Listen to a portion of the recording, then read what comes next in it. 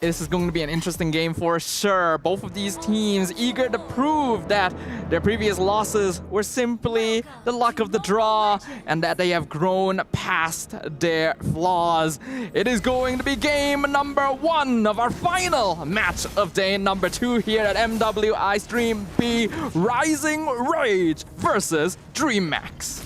No. Quick thing I'm looking at is usually when you have a Juicin, you kind of zone out your opponents. Lucy already popping the Revitalize, trying to get back up to safety. We've always seen that 1-for-1 trade down the mid side as well. So far, I think Rising Rage having a easier time in that lane-to-lane matchup. On the top side though, Blaze Kitty forced to use a flicker out. All weakness points already popped in by that Wan. That's not ideal. Yes, Carry will have a difficult time in lane against a Wan, but it's precisely because of that you really shouldn't try to force the challenge. Losing Flicker this early is not ideal, but also not the worst thing in the world.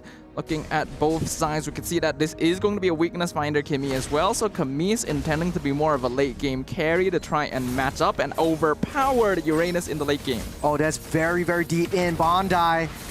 Lucy is just there in question. Camise wants to get Bondi's head, but unable to do so. It's a very risky play, forcing Asuna to use that flicker as well.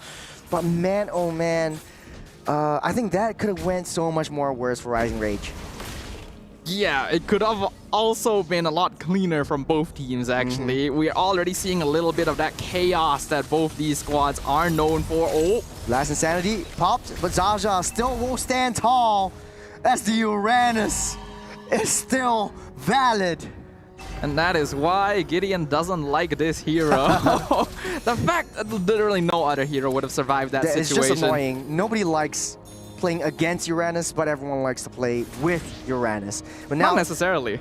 You know, because in the end, Uranus is just a big body. You're just a one-man team. Yeah, he doesn't really offer all that much crowd control, so you gotta have the right lineup to use him as well. Fair. But speaking of lineup, though, now that the turtle is being spawned out, you typically see Uranus being that loose member of Rising Rage and typically just pushing down that wave, trying to push that wave in and trying to get that aggression down. Traction Pulse into the Juicin, and Every forced to use that flicker out of the way again. Last Insanity will not touch Every as the Crimson Beacon also pops up. The Pinnacle Ninja will hit that back mark. The Tsunami Slam into the wall, and First Blood goes to Zaza as Asuna next to fall. But man, one more hit, Camise will finish that job. Day is next up in line as Zaza coagulated down, grouped up by 3. Will she be able to survive this skirmish? Yes, she will, as Bondi making a small prance and pop down onto that mid side.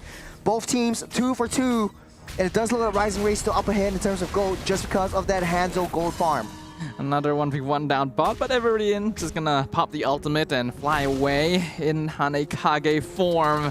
We can already see that both these teams like the skirmish. There's a very chaotic, well, just as I say it. On the backside, Lucy taking a lot of damage. Traction Pulse will not land onto Jaja, able to heal everything back up. Turtle down onto 1/3 of his health.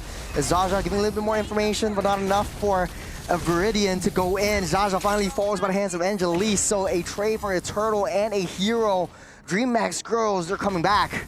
I really don't feel like Zaza needed to be there in the first place. We could see that Viridian was on the opposite side of the map, so it's clear Rising Rage didn't intend to actually contest the turtle, and if they actually wanted to try and force the reset, then Every and Asuna could have tried walking up a little bit more to back her up, but it just felt a little miscoordinated, so DreamMax could just run down the Uranus and actually get that pick off. But just as I'm saying, we see in the top lane.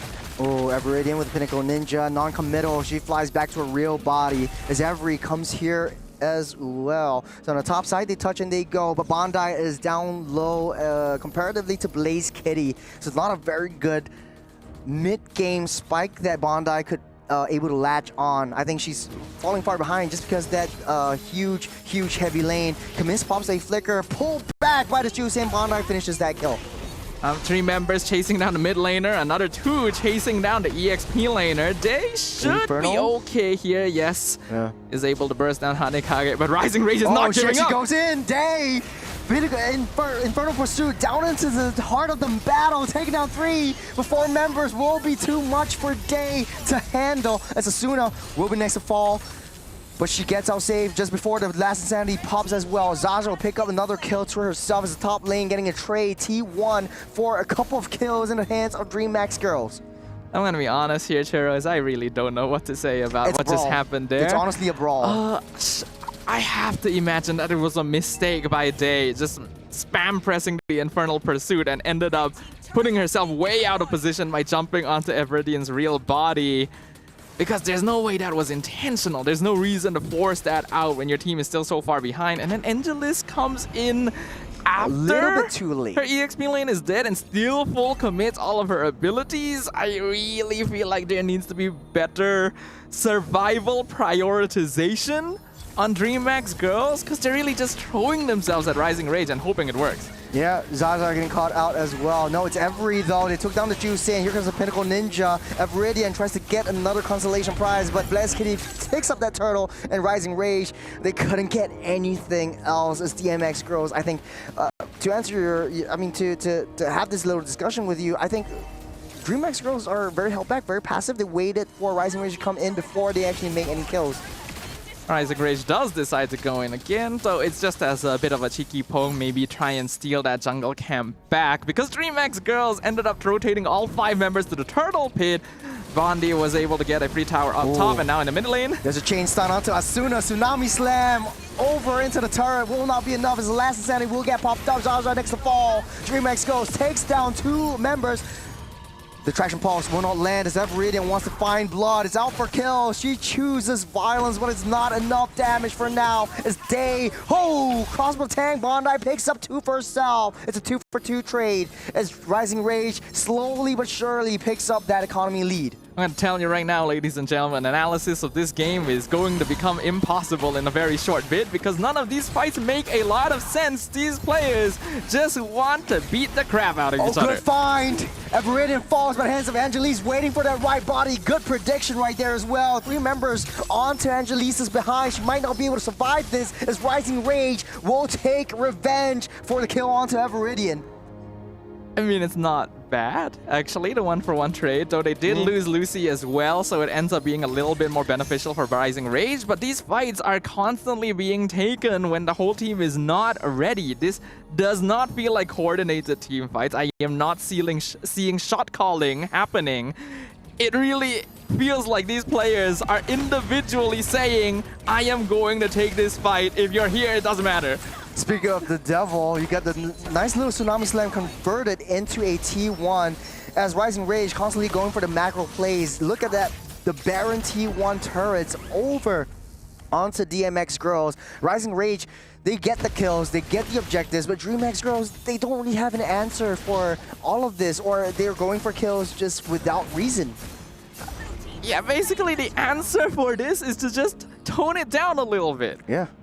Take a step back, look at the map with a bit more of a bird's eye view, decide where you need to attack rather than just constantly either grouping up for a 5-man gank or not really doing anything on the map, right? It's very strange. I'm not really seeing a rotational logic. 4-member gang onto Angelise. Last Insanity, a last-ditch effort, get out of the way, getting that boost in, but AOG lands and taunted in. Zaza taking too much damage, will fall, got a little bit too close to the sun. Both these teams are something else, Heroes. I'll just say that, you know? Rising Rage actually did a pretty good job of pressuring there, but then Zaza walked up too far forward. DreamMax girls actually had their players close enough to back up this time, so they end up taking a kill. We are 9 minutes into the game, and we already have 18 total kills. Rising Rage still slightly in the lead, because DreamMax girls have been playing a little bit more Renegade so far. Bondi actually coming in a little bit too close, trying to pop all the weakness points. Has the crossbow tang ready. That's 1 kill. But 2, Camise able to flicker out of the way. Angelise, we're gonna get pulled back. Throughout armor popped. Next to fall, Bondi picks up 2. 7-0-1 for this 1-1. And you see Rising Rage, I was saying they have a macro game. Yes, they're taking out turrets, but the way that Zaza plays this Uranus is sort of like that body guard kind of thing where Bondi is right there. Uranus just soaks up that damage to try to pose it back from you. But like you said, doesn't have a lot of CC. So if you're playing with Uranus, would you rather do this or would you rather try to push the situation, especially in the long lanes, and try to get that priority? It just so happens though that in this game, Uranus actually works surprisingly well because it gives Rising Rage a lot of space to play with. You don't really need a lot of crowd control when DreamMax themselves are throwing their bodies at you. And that's allowing Bondi to pick up very easy kills and crossbow of tank stacks. So DreamMax goes again. Needs to tone it down a little bit. That previous fight in the... Oh, never mind. They're not listening to you with the AOG landing down. All members collapsing onto Asuna. It's Havoc right here. DreamMax Heroes split up the team fight. Blast Kitty takes down every. Zaza's next to fall, and their target prioritization comes in strong. They're not listening to you at all. And somehow it's working. Okay, so the difference between this fight and all the previous fights that they've taken is that they are actually running down Rising Rage as a 5-man. They're actually ignoring Zaza, not letting her make space. Tsunami Slam onto Lucy, but able to split up that fight. DreamMax Heroes picks up that Lord, but Bondi getting that legendary status with the crossbow tag. Takes down 1, takes down 2. That's a maniac for Bondi. As Rising Rage overturns this situation. DreamMax Heroes just wasted all their resources, Sadafa. I have nothing but shocking confusion in my eyes right now, but very well done to Bondi on this 1-1. 11-0 and 1. Honestly, I was about to judge Rising Rage for deciding to take that fight when they're clearly at a number disadvantage, but nope. Bondi takes to the skies, picks up a maniac. And I feel like my analysis is just all going out the window. To be honest, that was a very easy pop. Lucy was right in the mix, pulled back by Every, and she just runs circles around that That's what I said earlier, isn't it? Yeah, and then it was just a free crossbow tang. So very easy for her to pick it up. Now we know how Rising Rage likes to play around Bondi, which is carrying this game. 11-0 and 1, one of the highest scores, and still a perfect game so far. Already full builds, just left 1. And that is like 4,000 gold ahead of DreamMax Heroes. I was scared of the carry, but now carry's just way too far behind. You got Traction Pulse onto Zaza, but they're just pushing the situation down the bottom side. They're trying to find consolation prizes with Blast Kitty taking down the T2 bot. Well, some macro play is definitely a good idea here for DreamMax Girls. It's good to see that they are going for some structures across the map. If they can pull some bodies over as well, they can actually try and force the fight, but Ivridian was more than enough in order to clear up that push in the bot lane. Looking at the gold distribution right now, very heavy gold lead from minions, jungle creeps, and of course from kills and assists. Nearly a 2,000 difference thanks to the maniac that Bondi has been able to pick up before this, and of course not dying yet throughout the entire game. The goal for DreamMax right now is to find a way to catch this 1-1, but it's a bit difficult for them to do so when they don't have enough solid crowd control. Yeah, not a lot of solid and reliable crowd controls. The Gacha really needs to be able to sort of like zone everyone out with the AOG, but hold on a second, there's a concealed play. They find Camise, that's a jump in the pop. She will fall as Camise gets taken down. Day finds herself in a bad position as well as a 3-man collapse onto that as well. As DreamMax Girls, they're losing their minds, they're losing their players, and they're losing their composure. Why were they there? Like, Camise would have seen them coming. Yes, there's a good chance she wouldn't have been able to escape anyway, but she still had her skill 1. She still had a flicker. She could have at least bought some time. And then after that happened, Day was on the other side of the river for some reason. I really do not understand the logic of this team's positioning, because sometimes they actually take fights really, really well. Yeah. But other times, it's that. Honestly, just now what I saw was red on the blue side and blue on the red side. They were like swapping positions, and that was where Rising Rage was able to capitalize on that. They had no means of escape, and they're so far ahead. They got that Lord, and right now DMX goes back on that defense. The only silver lining is they kind of have decent wave clear on that high ground. Lucy taking a lot of damage. Pinnacle Ninja will not hit. The AOG lands just in nick of time, but Tsunami Slam into the wall. Asuna will still stay alive. Traction Pulse touches no one to Dafa. Day takes a brunt of the damage. Winter Crown will buy some time. Camise will fall. The Lancer will pull her in. And another crossbow tang as Bondi picks up another one for herself.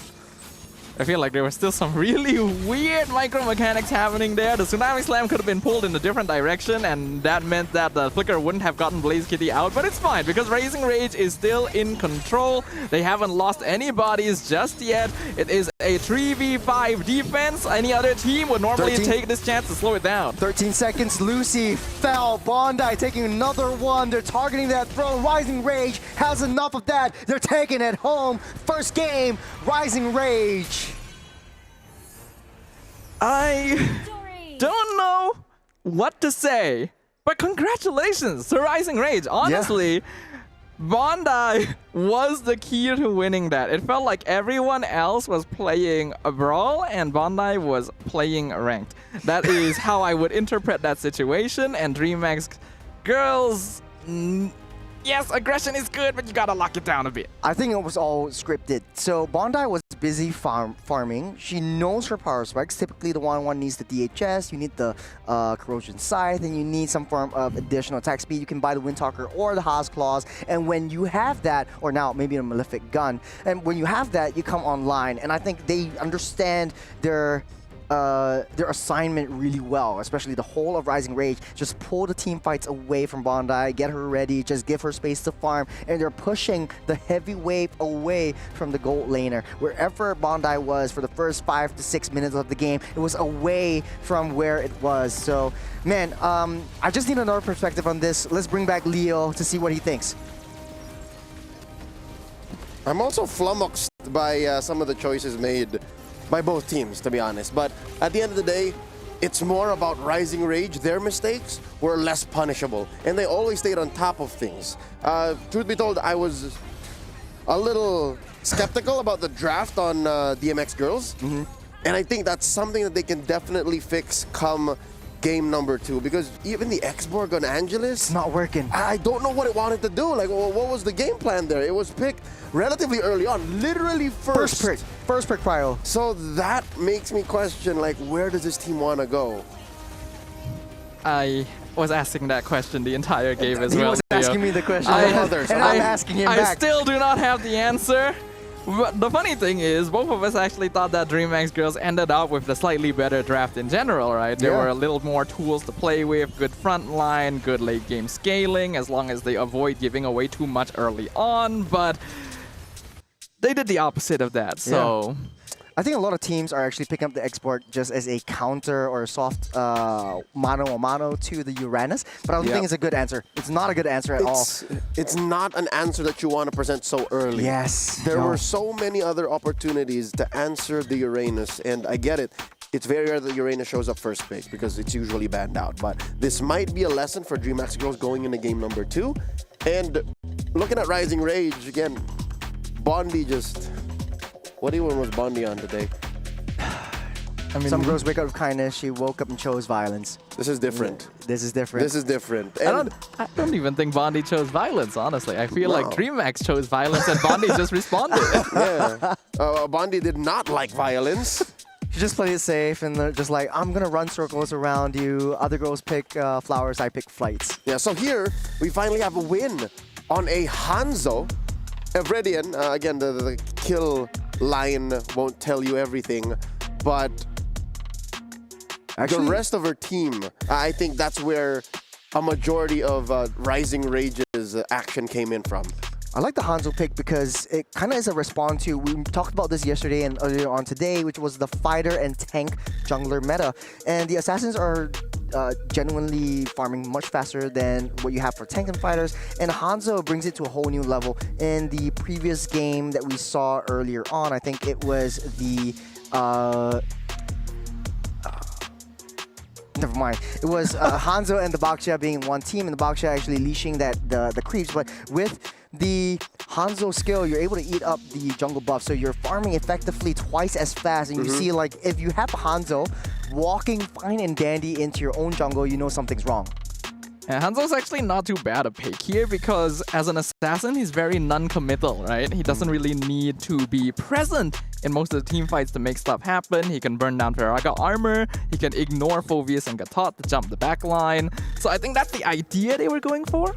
Yeah, I'm looking at exactly why they couldn't stop Bondi. I'm trying to break it down. If not in-game, then at least maybe in the post-game stats. I'm looking at Day. Day just played a totally passive Phoveus game. She was one of the few ways that maybe Bondi could be punished, but she went full tank, which I get, because Lucy is also trying to fight a fight of her own. The X-Borg is usually popped at half. Again, Faraga armor gone when you use your ult, last insanity, so I understand why Day built herself this way. Looking at the gold lane again, Bondi, an amazing game here. What was that, 12:05? Unkilled, double digits on the death, on the kills, and then Blaz Kitty. Oh, is it just me? All right, I'm honing in on a possible solution here. Is it just me, or is DreamMax girls scared of the Uranus? This is another possible answer to the Uranus that they overcommitted to. That's true, actually. Because the moment Uranus popped up, instant lock-in on the X-Borg. Right, then they commit the carry as well. Yeah. And that's after seeing a 1-1, which you'll have difficulty against. So much. To be honest, I think the carry can do decently well. It's just, it's too easy for Bondi to get the weakness points, because now you have the Gato jumping in, you also have the Phoveus jumping in, very high committal, and you have a Butin Purify. What you need to do is Rising Rage, adjust it to how DreamMax Girls actually want to play around this and just give Bondi that free weakness points pop. But this does bring up another problem. Who's going to hold the line? How does the carry keep wailing away? How does the carry use her kit when both of your frontliners, I'm looking at the Gatot and the Phoveus, are up front? Well, we usually see the Gatot being able to, you know, back off, but they're already down one frontliner. The X-Borg, you can't expect to do that much either. So Rising Rage definitely skirted through that. They seeped through the seams of DreamMax's draft, and they are now at match point, doubling them in kill score, taking everything away when it comes to honoring 4 key players. Lucy took so much damage. What's the play here? Are we just going to be as simple and as straightforward as fix the draft? No. It is not that, but that is something that they also need to do.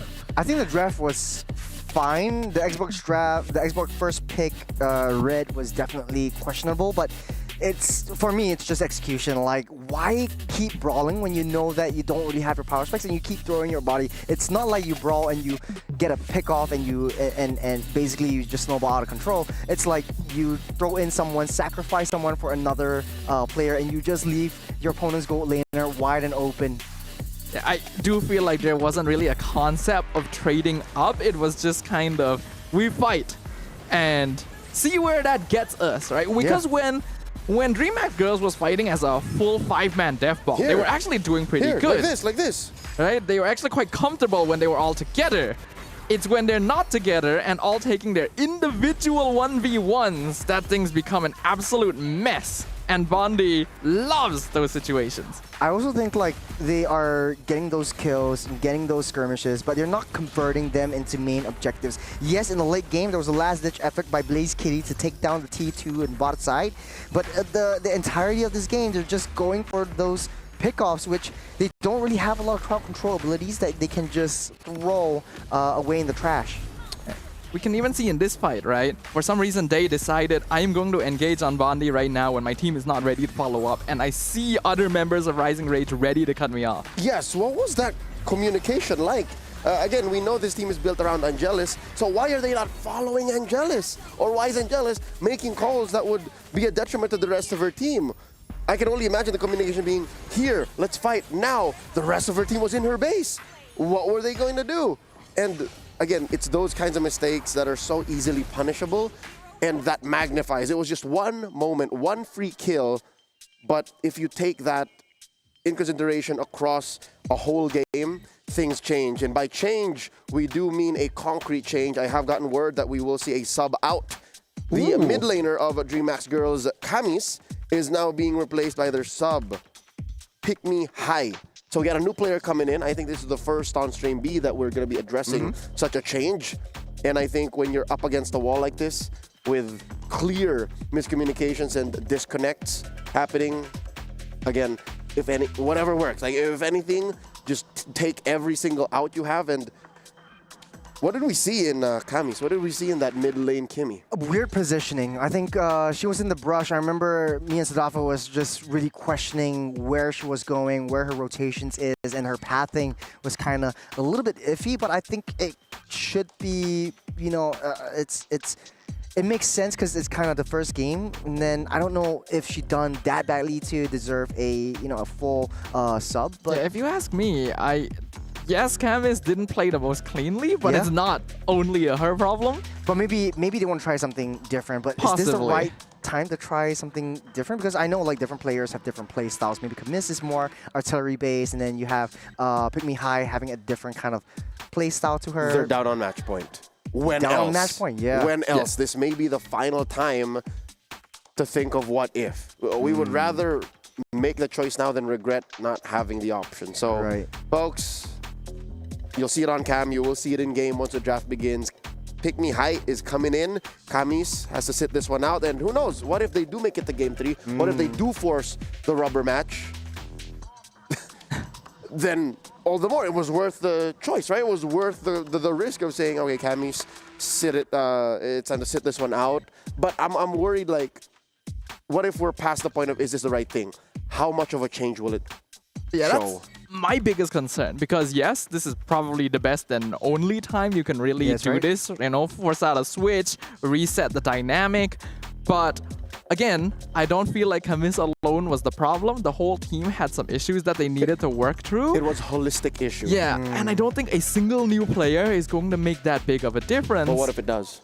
And if it does, why was she a sub? That's true. But maybe she was the main player and Camis was the sub. You don't know. Coulda, woulda, shoulda. Coulda, woulda, shoulda is what I like to say. But to be honest, though, okay, what I want to see in the mid lane changes now that Pick Me High is coming in is better positionings, more zonal control. And whenever they play like, you know, Gato Kacha, you play like an export, you really want to push away that back line. But still, you have to have some frontline insurance, especially around your own gold laner, your own damage dealer. And that's what I'm not seeing from Rising Rage. Throw all your resources and then basically you're a sitting duck. Rising Rage just walks all over you. Yeah, Rising Rage here come in from the shadows of last year's breakout stars, finishing in the 3rd and 4th place of MWI 2024 overall VSG. They were just out of nowhere sweethearts. Like, none of us expected the ECA to bring that much of a fight in the MWI. So can Rising Rage climb up to that expectations? Again, this is a team rebuilt, or a new team rebuilt from the ashes of the ECA's ever-moving scene. Again, they're in flux. So I'm hoping that here in game number 2, they fix those issues so that they truly test this mid lane swap out for DreamMax girls. Pick Me High confirmed to be joining the roster now as we go into game number 2 proper. The analyst for DreamMax girls, Gabro, assisting Coach Secretaria, playing a game of chess against Coach Savtizi. Let's get into it. Gentlemen, all you. Thank you very much, Leo. And we already see a very obvious pick right here. The first pick, Zetian. Right, so that is instantly Pick Me High's hero. The fact that they've locked it in this early is a bit concerning. Is Pick Me High so good at the hero that you would want it as a first pick? Or is that just a comfort that you really want to prioritize? I think it's better to just understand, okay, if she is too good in this hero and it's the elimination round, I'd rather not risk it. So let's just ban out the Freya anyways. The Farsa being banned out, Isun Shin taken out by the side of DMX. You got Rising Rage taking out Wan, Baksha, and the Uranus, which is weird because wasn't Bondi the one who you know, was more comfortable on the 1-1 in the previous game? Now you don't want to change anymore. You have the Minotaur getting its debut right here for the side of DreamMax. There's also there's a different dimension that they're bringing to the table. Yuzhong as well. Minotaur. Okay. Very different match. Well, I am being overwhelmed here, sir. Get it together, Sadafa. I am overwhelmed by the underwhelmingness of this situation. That puts me in place. Like, get it together, man. Hold it together. But I don't have enough brain cells left over for that right now. It's okay, it's okay. It's Let's okay. Let's do recraft. Use- Zetian Minotaur mid lane duo. What do you think? It's not bad. Zetian clears wave pretty fast. Minotaur with Concussive Blast is also quite good actually. Provides healing, a bit of a mix there, so it's able to respond to the Matilda actually fairly evenly. It's also quite an interesting opening for Rising Rage to go Matilda Phoveus, but yeah, I assume that they were going Fredrin because that's the only reason you would show the Matilda so soon. Yeah. I think Freddy Matilda definitely a strong combo in the early game, able to just pull the Fredrin down and just maximize your farm before the first turtle spawns up. So I think these two teams having that first objective take in the turtle pit would definitely be one of these snowbally factors. And now that Rising Rage has the Fredrin in hand, they should be getting and securing or looking to secure more of the main objectives. The only issue right now, and the thing that I like more about Rising Rage in previous game is that they are macro focused as well, macro centric. You get a kill, you get an objective, you convert them into more objectives like your turret takes, like your jungle clears and your neutral creeps. And right now, going into the second phase of that bans of export will be taken out by Zapteezy from Rising Rage. DreamMax though, do you think export right now makes sense as a ban because now you have a direct counter to the Fredrin?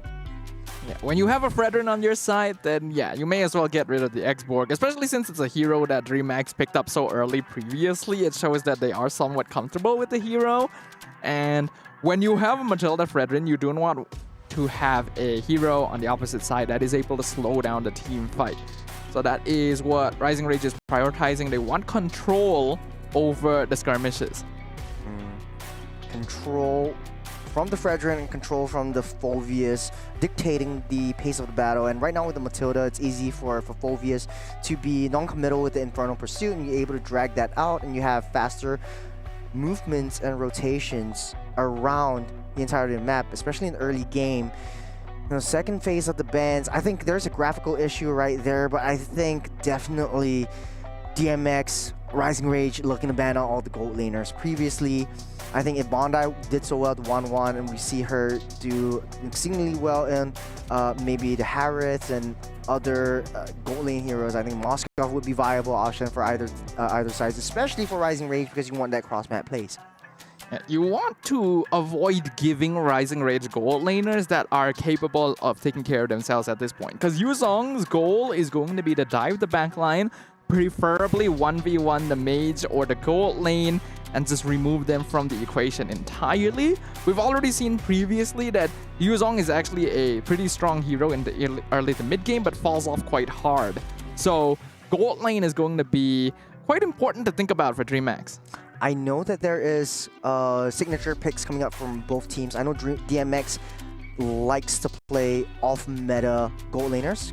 Would it be the Leslies coming out? Would it be the Clint's that will see the light of day? Would it be the Claudes that are coming back into motion? And I think for Rising Rage, it kind of looks like, okay, Irithel might look like the best option here, or even a Moskov, very meta-centric. But for DreamMax, they could go wild. They could go, like, you have backline support, you have the heals and sustains, and I think you have options here if you're DreamMax. If you want to go out, you want to go into this last game, or potential last game, you want to go out with a bang. I can see where you're coming from. It's actually funny that you would bring up the possibility of a weird marksman pick like a Leslie for the side of DreamMax, because previously we have seen one Leslie, and that was played by Rising Rage. Yeah, it was played by Bondi, actually. Right. So, if anything, Rising Rage is more likely to pick it up, but I don't think this is the right comp to play it, because I think Leslie's pretty vulnerable to the Yuzong. What I'm hoping is really for crazy marksman pick this time. And then we're in for a treat. Like, I mean, the gold lane here, both teams are not banning anything out, so they're leaving everything open. But like, you know, yesterday we saw this is a technical glitch, but we saw the Mia being banned out. So maybe yes. At the very beginning. It would be interesting if like they actually pull out like, Mia's coming out, or the Laylas. Probably not. I think probably not. Probably not. These teams are a little off meta, but not that far. They do ban a little bit of marksman presence. The carry is the final ban for Rising Rage, and then the Kimmy surprisingly gets this far in the draft. Now, an interesting idea would be maybe a Valentina for Rising Rage, right? All 3 heroes on the opposite side have really good ultimates to steal. I think Minnow and Fury is probably going to be the best. Because right now, DreamMax is already setting up a composition that wants to play for the 5v5 death ball. That was the strategy that actually worked the best for them in game number 1. And it might have been quite good if they played it more efficiently. Oh, but Melissa. Instantly the counter. Melissa. Okay, so Melissa getting picked up right here. It typically is used as a answer for the Fredrin. So right now they deny it over the hands of DMX. And also, okay, you got Akai. You have 3 tanky, beefy girls in DMX. Man, okay, so Akai will disrupt all the fights. Infernal Pursuit in, you throw that away with a heavy spin, and then you have to face up against the Protect Me from Melissa as well. Now you're left with the Marksman in the gold laner. I'm thinking this will be something interesting for us to see. Not necessarily. You could actually still fall back to like a Granger here. You already have so much We front haven't line. seen good success with the Granger. I personally don't like it, especially for what we've seen today. It's not... And sometimes... Oh! That's what I'm saying. That's what I'm saying. Whoa! Ixia versus the Melissa in the gold lane. Is We're this seeing full something 5v5? different. This is the death ball composition, if I've ever seen one. I actually really like Ixia. After the recent buff, her laning phase is actually really oppressive. She trades incredibly well, but Melissa has, for a long time, been one of the most oppressive level 1 gold laners as well. So this is actually a pretty 50-50 matchup. I'm still leaning a little bit more towards Bondi in that sense. Okay, last pick in the mid lane. There's not a lot of mages left open. The Sicilian will see the light of day. You're right, Sadafa. It's a full-on 5v5 brawl.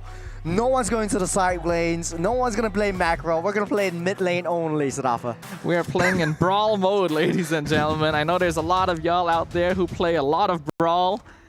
And this is going to be fun. I'm hoping that the gameplay at least is a little bit cleaner, because genuinely both of these compositions can provide a very entertaining experience for us as long as it's not too chaotic. To be honest, I like what DMX is pulling out, right? I'm picking up what they're putting down. With the Minotaur, with the Yuzhong, creating space, protecting the Ixia from harm's way. Whenever you get too close, you try to split them up with the Yuzhong, and then the sort of like the Akai comes back in and gets the heavy spin, pushes everyone away from the Ixia. And I think it's a good matchup with the Melissa. I always see it as a very balanced matchup, especially in the gold lane, where you have that models. But yeah. All right, we are jumping into game number 2, ladies and gentlemen. This could potentially be the final game for DreamMax girls if they're not able to figure out the winning strategy against Rising Rage. Who will be the final team eliminated in day 2 of MWI? Right off the bat, I'm looking at all the lanes because we're seeing new things all across the board. Gold lane matchup, it's definitely going to be a 1-for-1. Melissa and the Ixia is matching in terms of the range, in terms of the damage in the early game. Definitely Melissa has a little bit of an upper hand with the puppets and increasing her range. But now DreamMax girls having a mid lane duo with the Zetian and the Minotaur, getting that early rotations together. I think they're playing it pretty safe, but then aggressive at the same time. Okay, getting pulled back from some Crimson Claws, Sanguine Claws. The Pick Me High will not let Rising Rage pick her yet. Pick Me High, this is going to be her debut game on the MWI stage as well, specifically subbed in for DreamMax girls. And given first pick in the draft as well, we'll see how much impact she's going to be able to have as Lucy jumps in. Get a knock up, nice little Petrify onto Till. Everridian taking a lot of damage, but that's where the Matilda comes in handy dandy. Jaja used the flicker to get out of the way. We saw the heavy spin already used up by Angelise, but will not get any nice little prizes yet.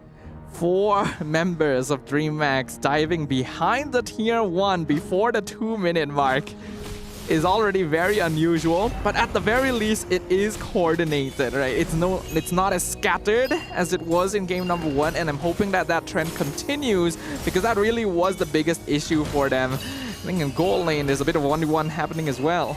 Yep, I think they're touching and going.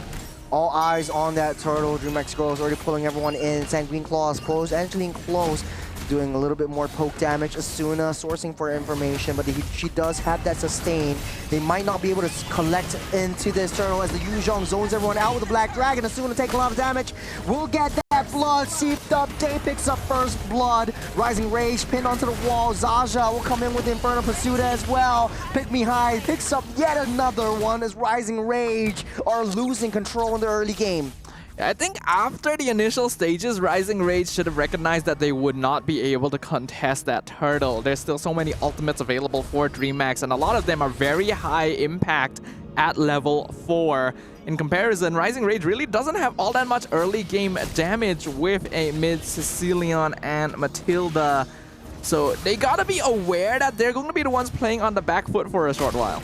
You got a lot more rotation, energy eruption onto Day.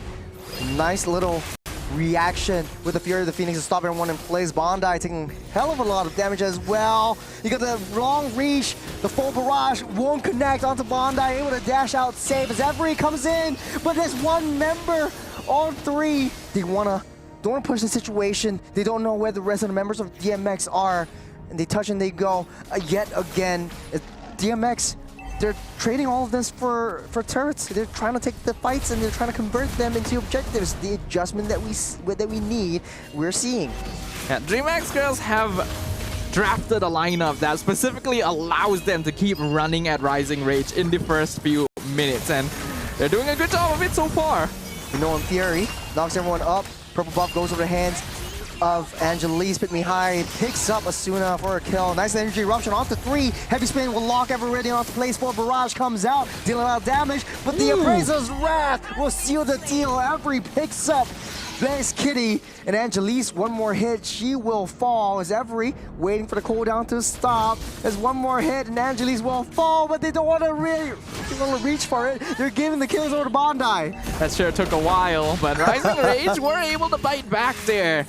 Really doing a good job of spacing out of their cooldown. DreamMax girls unfortunately got a little bit too comfortable with their hero composition and just remained and tried to force the fight.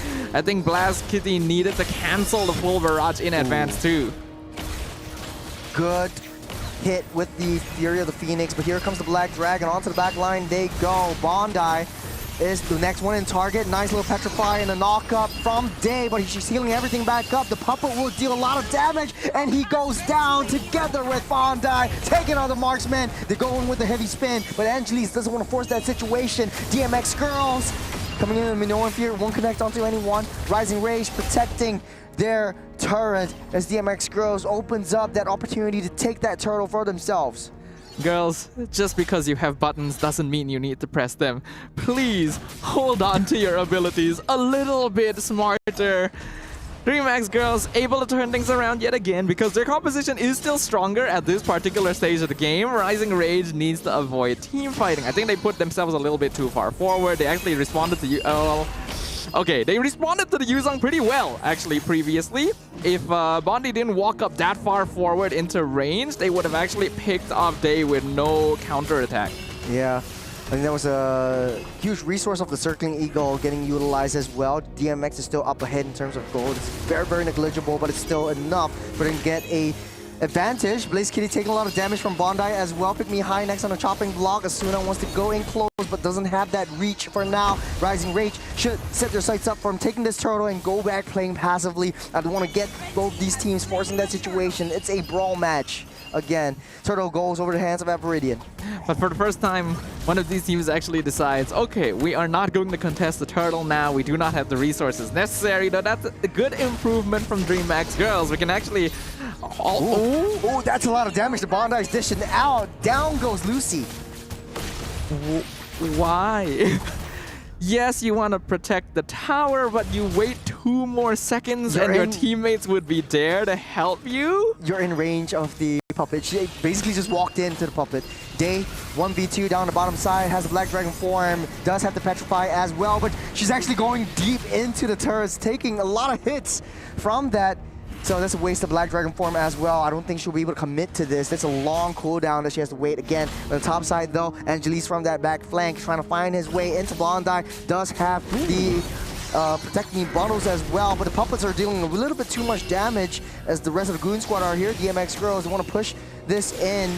Nice little true barrage, but doesn't hit onto anyone. They're still gonna try and force it though. The rest of Rising Rays now joining them. No more resources. Rising Rage are coming in. They're doing a lot of damage. Minoan Fury knock up 2 members. Down and into they go. Heavy Spin will push everyone down into the turret's range. Every walk straight into the turret and dealing that damage. Sure, anything to get that job done. But Rising Rage, they're just walking in one by one. Evridian still continuing the assault. Energy eruption catches out, but Day comes in from the side and catches Bondi So in the did you see that? The circling eagle landed directly on top of the Appraiser's Wrath. Unlucky, unlucky. Okay, all right. What just happened? It's just a deja vu of MPOMY. No, I'm just kidding. No, man. If MVML, whatever, I can't even talk anymore. We can see how this started. It was actually pretty smart of Rising Rage. Very smart. To try and re-engage this after many resources were gone. No skills. At this point, everyone's pushed out. A mage walking deep into the base. It's actually not the worst because they have guiding winds to pull them out. Here, Evridian tries to go for the re-engage, which actually isn't too bad, but no one is checking for Day. They don't remember the Yuzong exists. And then Day just comes in from the side, and then the Praiser's Wrath picks up another one. The full barrage is a little bit late. And we okay, Lord Fight goes to the hands of Angelis. He's got a true barrage coming up as well. Angelis taking a lot of damage from Bondi, able to knock that heavy spin into the base. He goes as Blaze Kitty, nowhere to run, nowhere to hide, has to go back to safety. They take that Lord, they take what they can, and they get out of the way. Right now, DreamMax Girls, they're struggling. They know that they need to take this objective. They know they need to convert all these kills, but they just can't. They're wasting all their resources, crucial resources that they are unable to layer in the team fights. Despite the chaos of everything, DreamMax actually still ended up getting the Lord. The net worth difference isn't actually all that big because the kill score is still very even. Okay, every gets taken down. Pick me high with the Fury of the Phoenix. Looking hella Fury. Day picks up Asuna as well. They're dropping like flies all over the map. Deep into the base. That's a very, very risky play, Day. Lucy's there with the backup, was healing everything back up into Fury. Touches air as Day picks up one more kill for herself. Okay, that's actually really good. DreamMax Girls finds a very decisive and surgical victory there. Day goes into the backline, gets the 2 Petrify onto every, followed up precisely with the timing of the Fury of the Phoenix. All the while, the rest of DreamMax Girls were actually fighting a numbers advantage against Rising Rage in the front line, and that's how they were able to pick off 4 members. The net worth lead has completely swung in their favor. Sanguine Claws to start things off. Fury of the Phoenix locks down 2. Evridian goes in close, gonna pull back. And I don't think they want to push the situation further than this, because they have to watch out for Day though. She does have that damage coming through. 5-1 and 2, also with a war cry. Yeah. At this stage of the game, both teams do actually need to give each other a little bit more respect. At this point, Rising Rage should be well aware that the individual members of DreamMax are doing pretty good. They're actually pretty scary in direct 1v1 situations. You need to just keep a very tight grip. Well, never mind. Too deep in. Bondi, last ditch effort got away. The heavy spin. You see that interaction though. Day will pick Bondi up. Coming off a perfect game in the first game. This is just chaos for Rising Rage as they keep falling. Their power spike, their window is closed, and I think DreamMax, they're just picking them up one by one. I really don't know why Bondi was the one split pushing up there. Yes, together with Asuna, I understand that. They sent Asuna with her, yes. With the guiding wind, get to her try and save her. Right. But you need one more tool in that equation. You need either Zaza or Evridian holding the river leading up to them to know that someone's coming. Because when you push that far, there's only so much distance you can cover on your escape. Yeah. Now we're slowing things down as DreamMax Girls, they don't want to make a sound. Getting a little bit more information on where Rising Rage is. They know, they see 3 members already down the bottom side. They need to open everything up, play a little more safe, play a bit more passive. I think the adjustments that they made in gold lane kind of works. Now Rising Rage, they're not too far behind, 3,000 gold. But what's the problem with Rising Rage? How do they want to fight this? Rising Rage with Melissa and Cecilia need to play a more classic front to back, and because they're playing around a Matilda as well, they need to go for hit and run tactics. It is a slowly kite backwards while doing damage style of gameplay. And Rising Rage is not really able to do that since DreamMax Girls has a lot of heroes that can just immediately dive into them. So what needs to happen is they have to bait out cooldowns, right? Force feints, bait DreamMax into using their abilities early and then re-engage at a different time. Having a Matilda means you should be able to do that. Now, therein comes the Achilles heel of basically a double clash comp. You don't really have anyone to send onto a long lane. Yes, Matilda might be your answer, but we saw what happened just now. If DreamMax Girls has that speed, has a little bit of conceal, then you're trapped in a tough spot. That's why Rising Rage needs to be a little bit smarter. DreamMax Girls, they've actually, as weird as the composition looks like, it actually works for their particular style, and it works against Rising Rage. Here comes the Lord. Zetian ult already used as well. Just to try to get a sense of where everyone is, the Black Dragon form will be initiated, diving into the back line. But I don't think they are able to push this situation. The commitment onto Viridian, taking a lot of damage, getting the Guiding Wind out. Zaza taking a lot of damage, they getting healed, everything back up. Bandai using Puppet to try to push everyone out and away, but you have the heal from Lucy, so a double sustain comp. The longer this fight goes, the more damage that Rising Rage can deal, so they take what they can, and now the Rising Rage base is barren. This is such a weird game, Churros, but I am quite happy that DreamMax decided not to full commit onto the crystal there. There is a good chance that would have turned around on them since Rising Rage were slowly healing up in the fountain. We're looking at a 6k gold lead for DreamMax, a very sizable lead that they've managed to build up, and oh, nice little catch. But no Fury will knock Bandai up. They found the goal later. Pick Me High takes her home. And now Zaza in further pursuit, but I don't think it's enough to get taken down by the hands of Blizz Kitty. The Sky Piercer will hit its mark, and it's a 3v5. DMX Girls are coming out to play.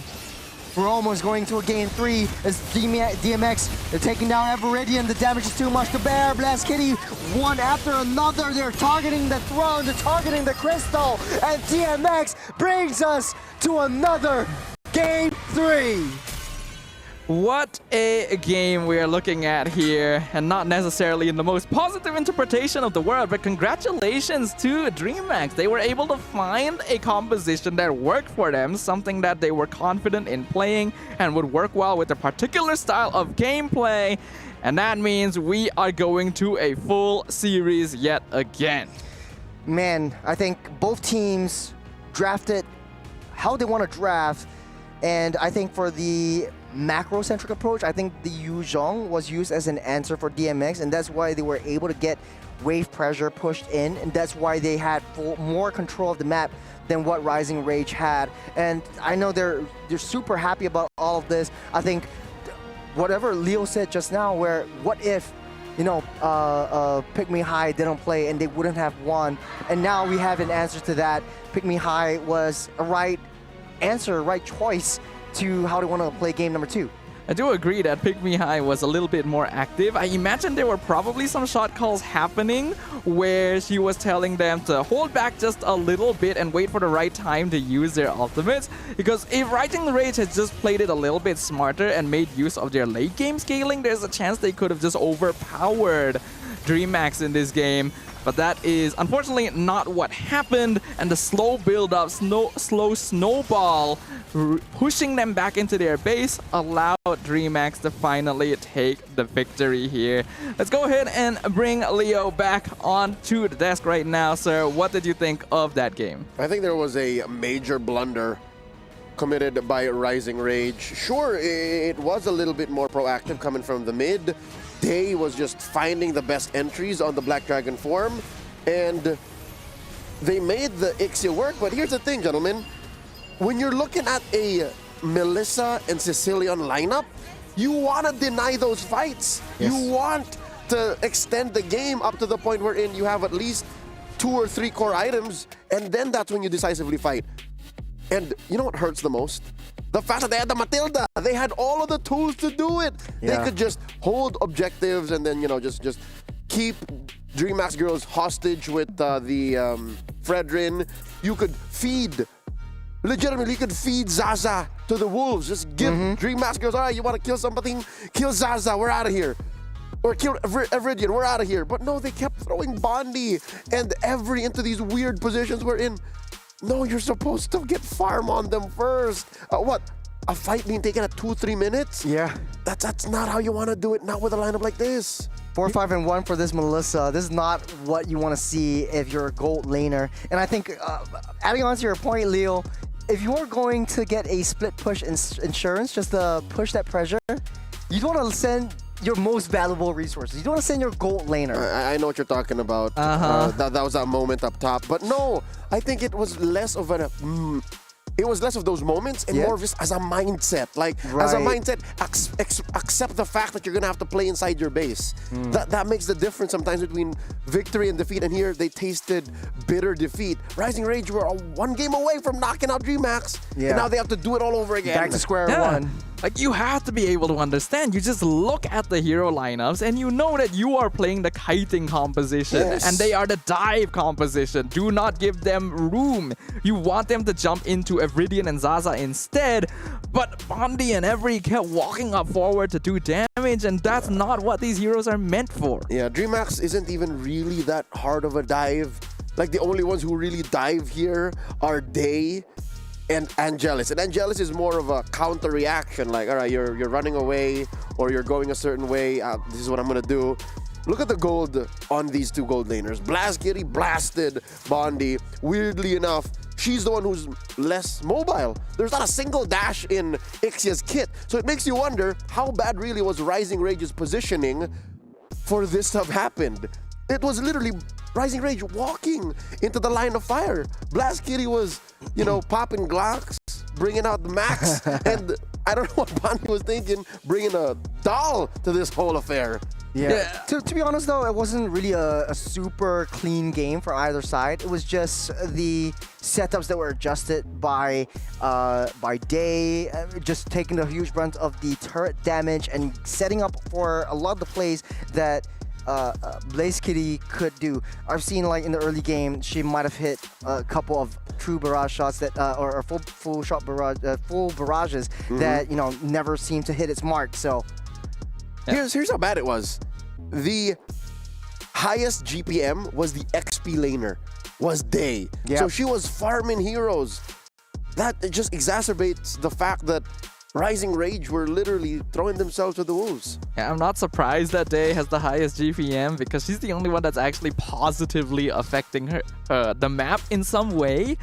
You have a Cecilion and you are not farming. I feel like if Rising Rage wanted to actually try and fight this, you should not have went Cecilion. I'm actually okay with a lot of the rest of the draft, but this was not the right mid laner to go for if you intend to respond in this way. Yeah, no, it was the right mid laner, I reckon, because Every knows how to play it. It's just she did not know how to play it to the tempo that DreamMax was allowing her to. Actually, I think like on the other side of the table, I don't think she was playing to the tempo that Rising Rage was allowing her to. Every single fight that was taken, Rising Rage just wanted to force the situation. They want to be in that fight. They want to be in that clash, and they want to get a kill. Exactly. It wasn't very disciplined. So yeah, it's counterintuitive for a fast-paced game like MLBB to play that way. It's very against the momentum of a game to say, all right, I'm going to hold back. I will play defensively. I will hide underneath my turret, and I will wait for the 10, 11-minute mark. But here, look. They're picking fights, and I get it. You're looking at your opponent's life bars. They're very low, but they got mad punished. They got thrown under the turret, and they went too deep. And they're just walking into the turrets. Yeah, onto 4. So it's a 3v4. They lose the manpower advantage, but they're still walking direct headfirst into the turrets. There's a bit of tunnel vision happening because they should have been able to see as well that Day was clearing minions in the mid lane. Yeah. Right? You notice Yuzong is there, and you're still diving. When you're this low, it is not worth it at that point. And then afterwards, there's still a consistent forcing of team fighting when it really isn't necessary. You have drafted a late game front to back on. You have a Matilda and Fredrin. It's so easy to force resources out from them first. They fell prey to their own rage. It's in the name. It's in the name, but to be able to move on to the next round, to survive this elimination match, they have to control that rage. How do they do that? I don't know. It's not up to me. It's up to their coach. So can Sav TZ get that into his girls? Can they get the talk in about controlling that rage and playing to a tempo that's acceptable that the draft day so decide? Because I'm not gonna tell them the draft bad, because I think there's a very real way to make this draft work. It's just you gotta play the right way too. It needs some finesse, basically, and I will say that both of these teams approach the game in a very specific way. They like to brawl, they like to win through team fighting. It's precisely because of that DreamMax girls changed up their draft to heroes that would facilitate this, whereas Rising Rage did the exact opposite and went for a farming draft and decided to fight with it. So if you're going to stick to this style, just pick the heroes that let you fight. All right, so here's what's going to happen. We're going to go into game 3. We're waiting for the draft. But before that, let's get to know the girls who just suddenly stole away the momentum from Rising Rage. Here's a little bit on DreamMax girls. Let's watch this.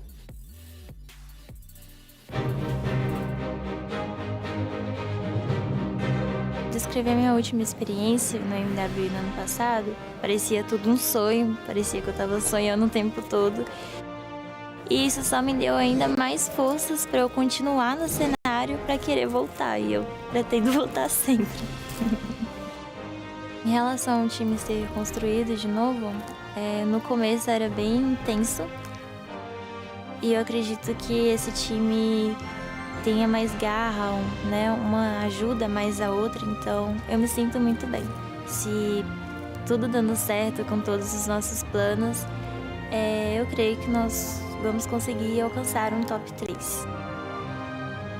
Claro que tem aquela ansiedade, mas é uma ansiedade para querer jogar logo, sabe? Para poder já sentir aquele calor dos jogos lá no palco, de aparecer ao vivo e mostrar, né, o que a gente aprendeu ao longo desses meses.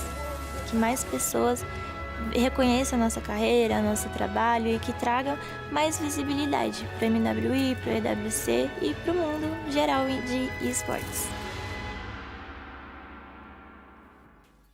We hear you and we see you, Angelus, and it's nice to throw back to your debut in MWI 2024, and now here you are stealing the thunder from out of Rising Rage, and again, it's match point. I don't want to say it's anybody's game. We always say that. It's one of those phrases that you just fall onto, but right now I think the onus is on Rising Rage. They have this colossal responsibility to control their urges and to draft and play a certain way where it's their turn to make DreamMax uncomfortable. Because if we're just talking fighting, right? If we're just talking just straight up brawling, boxing in a back alley with bare knuckles, it's like DreamMax has the advantage. Little bit, but again, I think it actually just comes down to the hero drafts, right? Both of these teams are actually similar in more ways than they're different. So a lot of the same heroes are probably going to be contested, right? Heroes like Yuzong, which we've thought was weird to be picked as early as they were in the draft, ended up working really well because that's exactly the style that both these teams lean towards in the first place. So hopefully a bit of a shift in the draft. And if they're not able to do so, hopefully adaptation in-game itself, because if you stick to one singular style the whole time, your journey here in MWI is still going to be very difficult. Yeah, I want to say it's not about the team fights. And yes, I know team fights are exciting and all that, but I want to see a bit more calculated clashes, calculated skirmishes that convert into these objectives and play the macro game, because right now it's just a full-on 5v5. Let's see if a refocus on the macro will get the team the dub here. Final game in this best of 3. Only one of them moved forward through the brackets and the other has to say goodbye. It's Rising Rage from the ECA facing off against DreamMax girls from Latam. Staff and Churros, it's all you.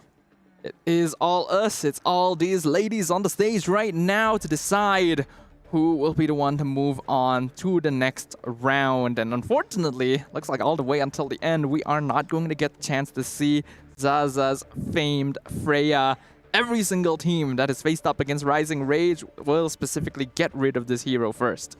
Yeah, I think just leaving that one spot for that Freya, I think for the previous round, where I don't think that there's any hero that was very high priority, but they do ban out the Matilda. They don't want to risk it onto DMX's draft and roster. So right now, okay, taking out the Matilda, the Kalea, and the Baxia for the side of Rising Rage, it opens up opportunities for the Uranus once again. But even if they pick the Uranus, I feel like they need to be able to think of a different way to approach how they want to play that Uranus. Well, hopefully they'll be able to come up with that soon, because that's exactly what Rising Rage has locked in for their first pick. Once again, understandable, since the Baxia was banned out, it was pretty clear that they were going to go in this direction. Now in game number 1, DreamMax overcompensated when they saw this hero, revealed the X-Borg straight away, followed up with a carry in the second phase. That is really not necessary. This is a hero that can be handled in other means. I don't think X-Borg is a right answer for this. I think maybe Farsa is right open. Maybe force the Farsa, but they want to go back to basics, picking up the Fredrin and the Yuzhong once again. 2 out of 5 heroes that they played before sees a lot of day once again. So right now, Farsa is wide open. If Rising Rage picks that up, they do have some sort of zonal priority. But right now, facing up against the Yuzhong, it doesn't seem like the obvious answer. What's left in mid-side, maybe the Kimmy could be a good response for this too. The carry will be picked up by Rising Rage. It's just very passive or defensive pick for themselves. I think it's okay to go for carry here, since she already works particularly well against both Fredrin and Yuzhong. Oh, wait. But you could have actually gone 1-1, right? She's actually wide open. And Bondi won game 1 very handedly with her. I'm kind of surprised they didn't go for it. I think they want to go for a different strat, because right here, they're picking up the Kufra, and an obvious response to Fredrin, if you want to go a bit more crazy, could be the Valir or even the Veil. And then you want to go Clash? Let's go Clash. I'll push you back, and then you get that repositioning, and you get that fight in space within the jungle regions. Yeah, burst mages would be pretty good if you're just going for a direct brawl sort of composition. I think Kufra is already not too bad a pick here. It's a way for them to somewhat handle the Yuzhong, but at the same time, it's not the most effective way of handling the Yuzhong as well. Wow, okay, there we go. There's the Lilia. Control space, really good at forcing chaotic fights. Yeah, I do like the Lilia and the Fredrin combo because you slow everyone down, Fredrin goes in again, gets the energy eruption, and chain CCs to infinity and beyond. I think this duo actually works super well in the metas before, and I'm surprised that people oftentimes forget the Lilia. Maybe because now with a lot of mobility and a lot of dashes, this Lilia doesn't seem viable, but maybe DMX might find a way to make it work. If they ban out the Vexana in response, Rising Rage will respect out that Minotaur. So what's open? Would you risk another ban on the gold lane or open everything up? Gold lane is pretty open at this point. For DreamMax, they obviously don't need to ban gold laners, since they already see the carry on the opposite side, and I don't think there's that many gold laners that give carry a hard enough time that you would want to focus it hard when you only have one ban left over. I think Rising Rage can just full commit into getting rid of more teamfight heavy heroes. Maybe you could even get rid of the Akai if you're that particular concerned at this point. Akai would be a good answer for Rising Rage, but man, it's a little bit difficult because of the slow jungle clear speed, and now you already have 2 kind of tanks. The Kimmy getting banned out alongside the Angela, so Rising Rage doesn't want to play around these enchanters again. They did ban the Minotaur, so they are concerned about heroes that are able to provide staying power on the side of DreamMax. Angela definitely fills that role and is already known to be a good combo with Yuzhong and Fredrin. Yeah, Kalea as well. I think Kalea also gives some form of sustainability and heal towards most of this draft. What could kind of work is maybe you want to tease the Rafaela, or you want to tease maybe the Florin, bring it out here, and then maybe just DMX beats Rising Rage out in terms of movement speed and speed mitigation. I think probably not. No. Now they pick up the Gato, it's all over. Yeah, it's hard to beat the Minotaur in the way that DreamMax plays. I don't think other support roamers are going to be able to fill that slot the same way that Minotaur did before. So just go for more bulkiness, more team fight capability. Gatot definitely fills in that gap. They're going to be leaving their gold lane for last again. So it is definitely a possibility that we see Ixia. Mayhaps and Ixia once again. Doesn't really work as well against the carry. Maybe have a range-to-range battle. But now Rising Rage, I think the onus is really on them to show something different. And speaking of different, the Lunox comes into question alongside the Hanzo. This is the third time today that the Hanzo has been picked up. Has been getting pretty good performances so far, especially in the first game. Rising Rage won that out with the Hanzo as well. It's interesting.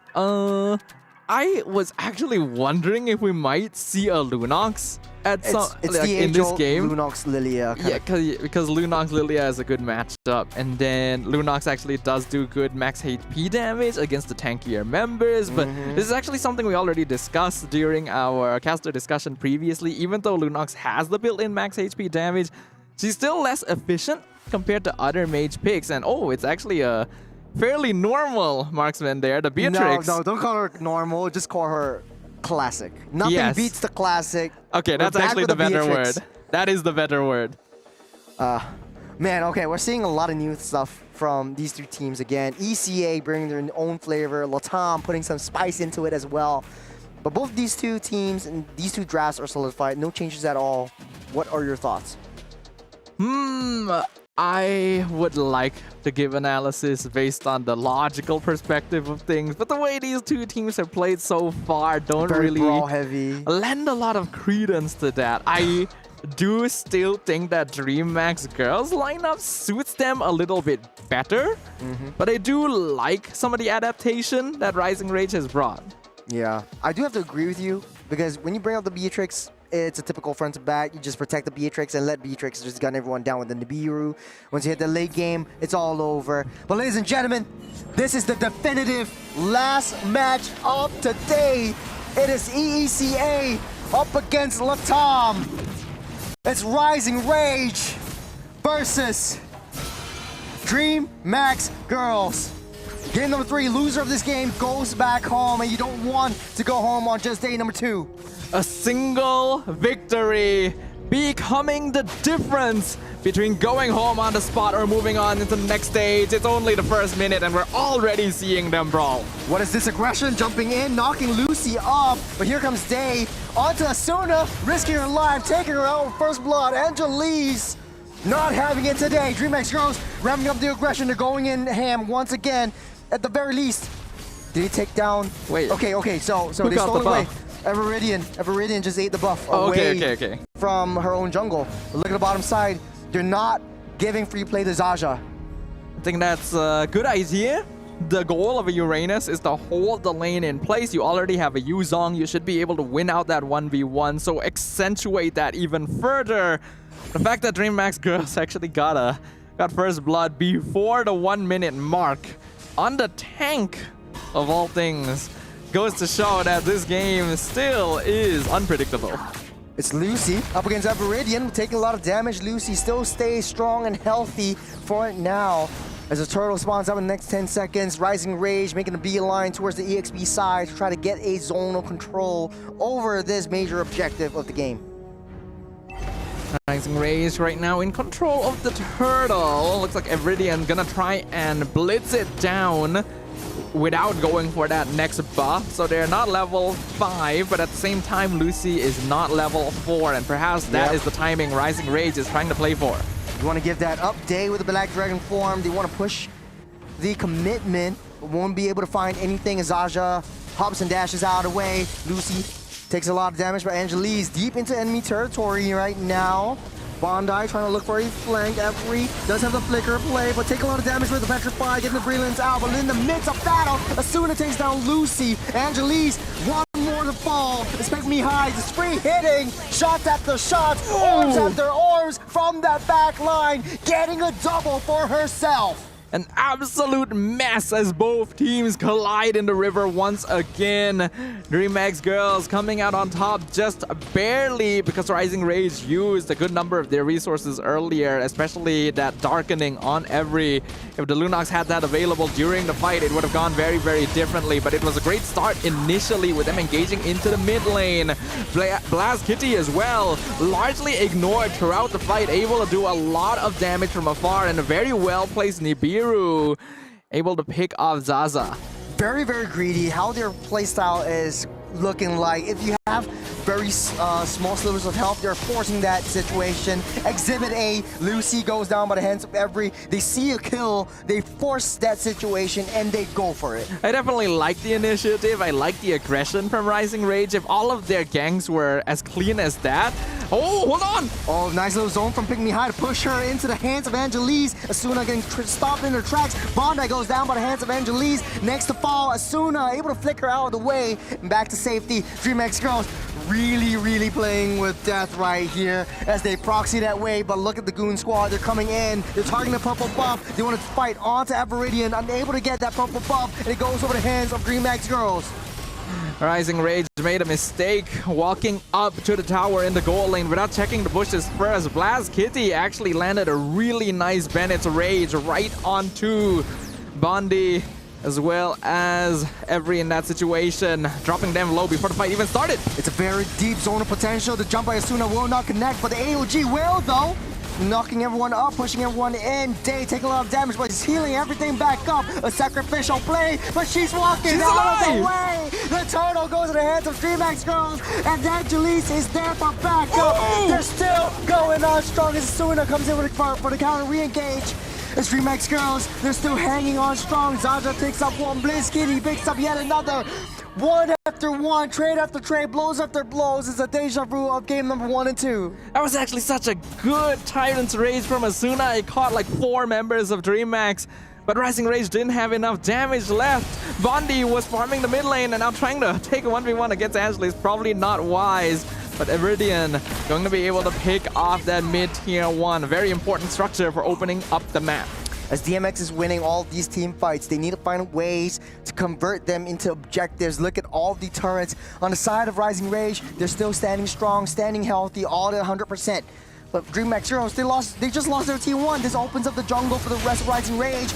Nice little jump, no Tyrant's Rage, forces the flicker. AOG to stop that tracks. Angelise, one more hit and he will fall, but not until they have to say anything about it. Walks out safe, 2-on-4 for this Fredrin, and still fine and dandy, strong and healthy. Game is a little bit more even. We can see that Asuna is quite comfortable on this hero in particular, able to engage and get things set up for the rest of Rising Rage, but they're not able to follow up quite as fast as they would like here. Petrify gonna be used on Hanekage as well as the Black Dragon form. I'm a little concerned for Day here. Yeah, Zaja's taking a bit of damage and they still stay strong. I think this is not really a counter, but it's a nice little head-to-head matchup. Taunt onto Asuna, Angelise goes deep, Bondi free hitting from the back. They don't really have a lot of front line to defend against the true damage, but they're giving Blaze Kitty that free hits down onto the turret. They might not be able to take this out now as Asuna tries to go in for that zone, trying to push everyone back. Asuna! Nice jump onto Blaze Kitty, force the flicker, hit, nice hit, and finish up from Everidian to secure that deal. What a catch from the Cupra right there. We literally just talked about it. We talked about how comfortable Asuna seems to be with those engagements on this classic roam pick. AOG comes out kind of random from Lucy there. Turtle down low, Angelise will pick that up. Lucy down low, won't fall but hands of Zaza. DreamMax girls take what they can and get out of the way. They're down 1 member and the rest will follow suit. Good passive play, but Lucy, unfortunately, in too deep. I don't think Lucy minds though. I do feel like the AOG could have been positioned a little cleaner to allow her a way out, but it still did the job. It allowed Angelis to secure the turtle and for DreamMax girls to still hold on to a slight goal lead. The Rising Rage finally splitting their resources a little bit more across the map, and that is helping with the gold injection they need. Asuna walking to the brush, Everidian tries to find its exit onto Day. been unable to get that damage down. Taking a lot of shots for herself as well. Asuna holding on to it, goes in on Angelis once again. There's the Black Dragon form all the way to the back line. Target onto Every. Is taking a lot of damage. Nice little brilliance to get that iframes to get out of the way, but DreamMax Heroes, they learn from their mistakes. They're taking on T1s down on mid side, Rising Rage. They want to push that situation onto Every, but take what they can and go again. It's a very passive play right now. We're seeing less brawls and more methodical plays. Yeah, it's definitely been more calculative, but from an objective viewpoint, it's still very brawly overall. Oh, Asuna! With the Tyrant's Revenge right again. Bondi takes a kill down onto Angelis. AOG in the nick of time to take Lucy out of the way. But Blaze Kitty, the goal later goes down by the hands of Zaza as Rising Rage will try to force that momentum, force that tempo. Asuna again with the jump, but it won't convert that into kills. They need to be able to find a way to take down all these turrets on T1. Sadafa again, it looks like an even game. But Rising Rage has finally been able to reverse the goal a little bit. Asuna once again jumps in on Day. 1v4. Stopping her escape. She will fall slowly but surely. This Kufra pickup has been doing wonders for Rising Rage. Asuna really standing out as the potential MVP of this match already. Every single bit of space, every extended tempo from Rising Rage has been thanks to a great initiation from this Kufra. DreamMax girls, on paper, should have more damage, but they're getting caught off guard. Asuna trying to stop Angelis from getting too close. It's the Bennett's Rage. Who will get it? It's Blast Kitty! With the bombs, with the meteors, finally securing that Lord Angelis. They're cycling the situation. Blast Kitty goes ham. Angelis, no health, no problem. We've got Blast Kitty with us. Everidian on that backside. Down by 2. Onto the Pinnacle Ninja. Able to get out safe, but not enough blood. She goes back to her main body, and they know it. We can hear the exclamations of joy coming in from the DreamMax girls as Blast Kitty picks up a killing spree onto Zaza as well, despite Rising Rage slowly and arduously clawing their way back into the net worth advantage. A single play was all it took for DreamMax to turn it around. There's the Bennett's Rage, securing that Lord, and they're cycling every single one of the members. They build up that momentum. Look at it turn into an avalanche as Blast Kitty gunning everyone down. Brap, brap. It's a huge mistake by Bondi and Every to continue trying to go in for that fight. But Pygmy High does get picked off here. It's a shutdown going over to Everidian. Rising Rage needs to properly respect DreamMax. Once they lost that Lord, they needed to back it off. They gave away so much because of it. Shield's already popped up. Day, you don't want to toy with death now. You don't want to go a little bit too close, but Blast Kitty's damage is really starting to pop, and it looks really good for DreamMax Girls. All they need to do is hold themselves ahead of the tank killers. Rising Rage has 2 in their arsenal. I think now they want to play this. They're trying to force the situation. Asuna ramping up, doesn't hit onto Day, able to jump over the wall. They wasted the concealed play, but look from that flank though. Blast Kitty and Lucy, AOG lands. Will have a lot of damage, getting taunted up, stunned up. Down goes Asuna, but deep into the back line. That's Day hitting and healing everything back up. It's one pixel down, and Day gets out of the way. That is actually insane, and honestly, really well done by DreamMax girls. They avoided the initiation from Rising Rage, and once their opponents started backing it off, they decided this is now the time to go, catching out Asuna by herself and even picking up Every on top of it. This is now a 5v3 situation. Now they're playing a little bit more patiently. They know that they have the lead, but Rising Rage at any one point, Asuna can make a nice Tyrant's Rage and trap everyone out of position. But now DreamMax Girls, they kind of want Rising Rage to get out of their base. They learned from game number 2. This is the high commitment play that DreamMax Girls draft is trying to do. You have AOG, you have the Fredrin, you have the Yu Zhong, actually really high committal skills that you don't want to force it. Oh, Asuna. Nice little jump. 2-man Tyrant's Revenge. Onto the wall they go. Trap, block, nowhere to run, nowhere to hide. But Blast Kitty's here, baby. Blast Kitty's gunning everyone down. She wants to go for it, though. Every one more hit. Slow it down, Every. That's another maniac for Blast Kitty. And that means it is officially a 3v1 defense. Evridian, the only one left standing. DreamMax girls, the crystal insight. They're going for it, targeting onto the throws. They have the minutes, they have the members, and it's all over. ECA getting sent home by the top girls. And we can hear the screams of joy happening in the background. DreamMax hugging each other. They have defied the odds. They have been able to find the victory they so desire. They will keep themselves in the competition. And unfortunately, that means the end of the road.